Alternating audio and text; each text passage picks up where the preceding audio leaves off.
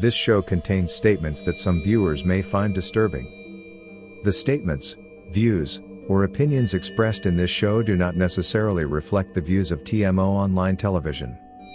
Viewer discretion advised. Okukwata nga bakuleeta wano okubalaga obujulizi nti wabalaga amagumba g'abantu bemulya. Bo bagakwata bo nze nagabalaga mu kutya nga nembagamba amagumba gekano. Kati ate ebiguuni ekigere kyatuuka kitya wano? Wano twali tulinawo kumbizi ng'ebinanka n'ebiremeeri tubireetere ki? Ebisigaddewo eri mubireetere n'embizi. Ate enviiri nakiwulirako baŋŋa nti gwe wabatwala n'obalaga enviiri ez'omuntu gwe mwalya. We baali bandeeta basooka tuyisa eri we bati bali ne babatwala nabo baali bakyaliwo ne babalaga ebyenviiri biki enviiri zo baziragire bazijja eri ekyakirugu wano bajjawo bujja magumba tebajjawo nviiri bajjawo bujja magumba enviiri bazijja eri. Ekyo ekitegedde mbadde manyi nti gwe wabalaga enviiri ez'omuntu nti ono gwe twalidde.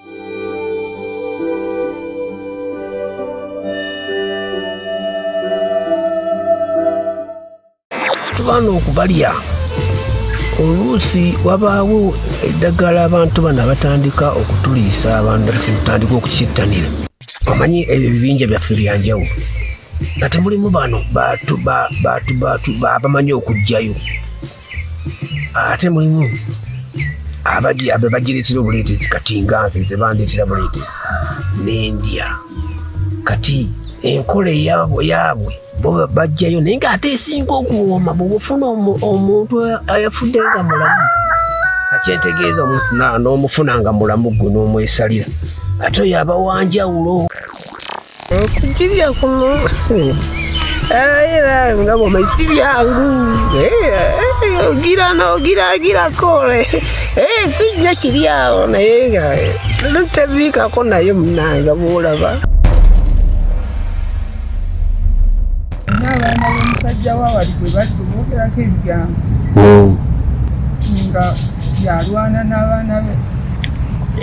Ebigambo ebibamwogerako byakulya bantu. Yesebo kyalo kyonna nga tukimanyi naye nga tetulina bukakafu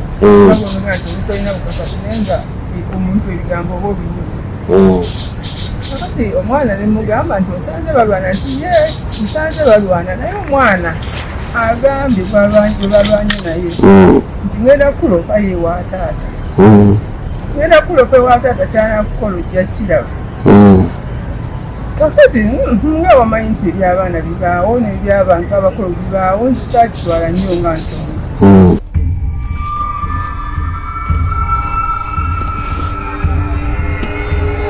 Mbalamusizaako nnyo mwebali kulaba TMO Online Television, mwebali kutwagala akaseera konna.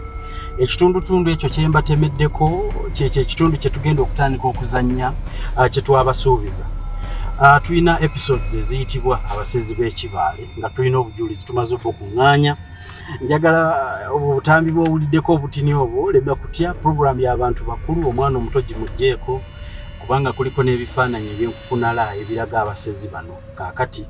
nze kanka kapita ku TMO Online Television kutuusaako ekitundu kino era nga nkusaba nti mu kukwanjulira kuno teekateeka muno bagambe bajje ku Tamale Mirundi Official mulabe obujulizi obw'enkukunala obulagira ddala ensonga eno. Naye ensonga ekwata ku ki?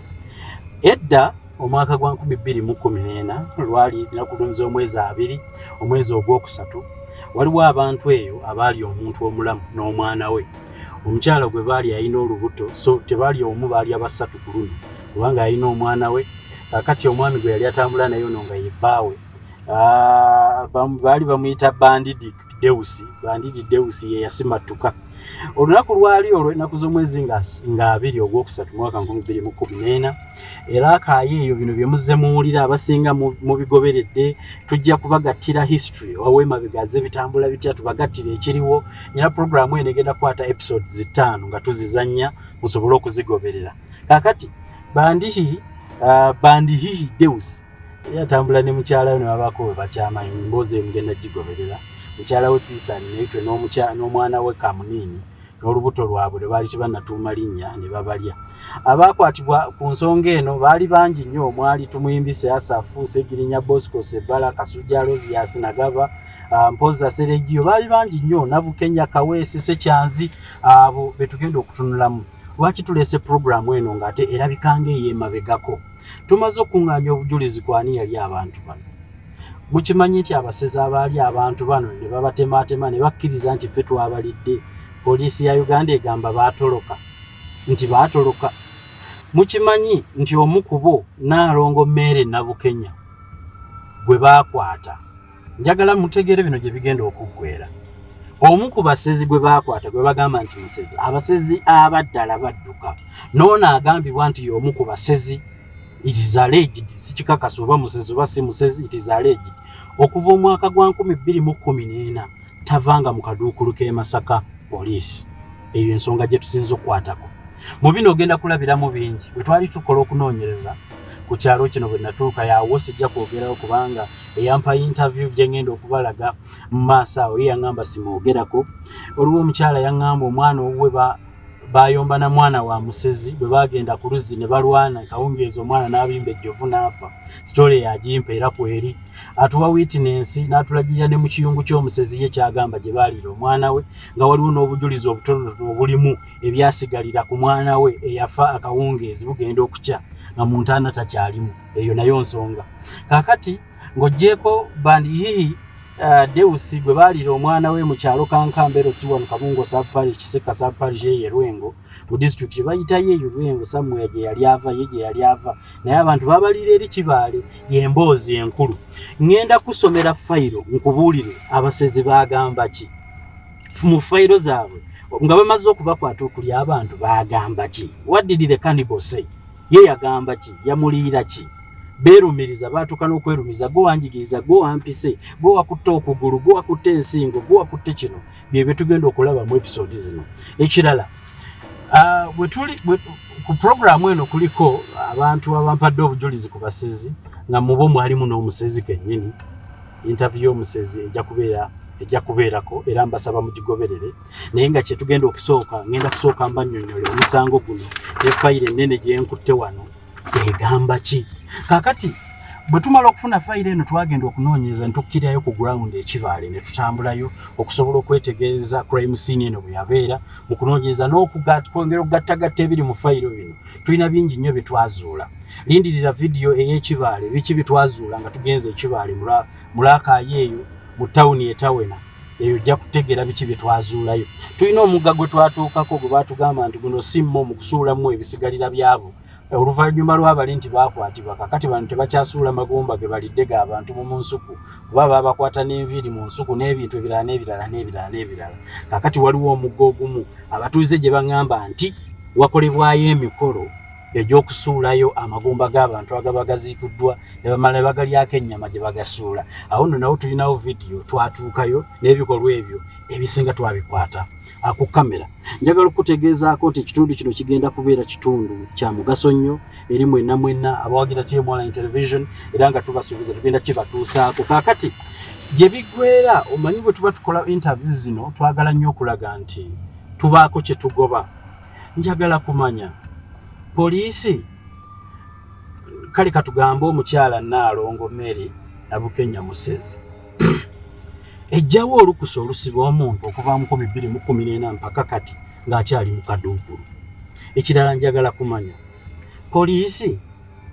eteetya abantu abagamba abibwa nti nno basezi ne wajja ekigambo it is alleged okusinziira ku interview zenkoze nti baabata buti kuba bagenda ne ku kyalo nga gye baaliira abantu ne bakola business transaction omwali okutunda ebyabwe nga balina bye babiguza ebintu bino baabiguza baani was there a conspiracy bwe twatuuka awo ate njagala kwebuuza lwaki ate mu basezi bonna balonda ate omu bamulekayo lwaki tafuna fair hearing bwabanga mutuufu yalya kamunini omwana wa bandihi ne era nga y'omu ye yalya piisali neyitwe lwaki tebamuteeka mu kooti n'avunaana ogw'okulya